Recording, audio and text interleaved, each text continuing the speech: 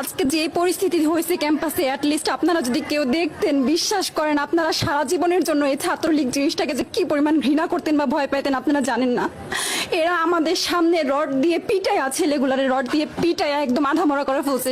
তারা এসে আমাদের পেছনে লুকাইছে, আমাদের বোরকার পেছনে, আমাদের ওড়নার পেছনে লুকায় বলে, আপু আমাদের একটু লুকায় রাখেন, আমাদের ওরা মাইরা ফেলবে, আমাদের বাঁচান আপু বাঁচান। আমরা তাদের ওড়না দিয়ে বোরকা দিয়ে লুকায় রাখছি, সেইখান থেকে আমাদের ধাক্কা দিয়ে ফেলে দিয়ে তাদের বের করে আবার মাথায় রড দিয়ে মারছে, এমন অবস্থা।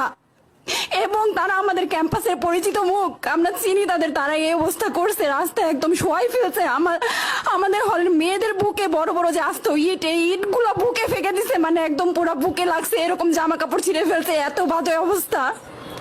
অথচ আমার ব্যাচমেট, আমরা যাদের সাথে ক্লাস করি, একসাথে বসি, আমি তাদের একটা কথা বলতে দেখি না এগুলো নিয়ে, একটা কথা না। এবং তাদের নিউজ ফিডে গেলে দেখবেন তারা এখন এগুলাই সাপোর্ট করে যাইতেছে। কিচ্ছু বলার নাই। আমি কেমনে যাই এই মানুষগুলোর সাথে, এত বছর ক্লাস করছি, বা আমি আরো 6টা মাস কিভাবে ক্লাস করবো আমি জানি না। আমি সত্যি